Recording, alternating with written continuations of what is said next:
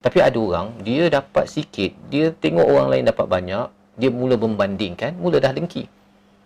Mengapa jadi begitu? Kerana tasbih kurang. Tasbih kurang. Pasal dalam hatinya itu kotor. Kotor, suka membandingkan, tengok orang lain lebih, dia kata sepatutnya saya dapat lebih. Kan? Sepatutnya dia dapat lebih. Orang yang dia sayang ke, yang dia suka, dia akan perjuangkan, padahal dah dapat kot. Kan, dah dapat. Kalau nak lebih, usahalah. Apa pula nak mempersoalkan. Jadi dengki ini adalah kesan daripada hati yang kurang bertasbih. Jadi itu sebabnya Nabi Zakaria suruh Bani Israel sucikan hati. Sucikan hati dengan sabbihu bukratan wa ashiya. Ya, pagi dan petang.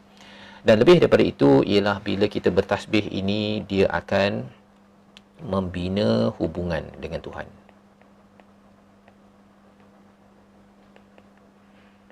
Ya. Kita bina hubungan dengan Tuhan ketika kita berdoa dan mendapat khabar tentang doa. Kita nak dikabulkan doa kita ini, kita minta daripada Tuhan, maka kita kena bina hubungan dengan Tuhan. Tak boleh pula kita minta tapi hubungan dengan Tuhan tak jaga. Tak boleh lah kan. Itu sebagai satu perkara yang tidak beradab dan tidak bersungguh untuk memohon benar-benar daripada Allah. Dan lebih daripada itu ialah menunggu ini tersiksa. Kan. Jadi biarlah kita isi penantian itu dengan tasbih, dengan perkara yang baik. Maxim, kalau orang kafir dapat hidayah dari Allah, kalau orang dengki, apa yang boleh kita buat? Orang kafir dapat hidayah dari Allah, kalau orang dengki, apa yang boleh kita buat? Orang kafir kalau dapat hidayah, okey, kita syukur alhamdulillah, ya. Dan kalau orang dengki, apa boleh kita buat?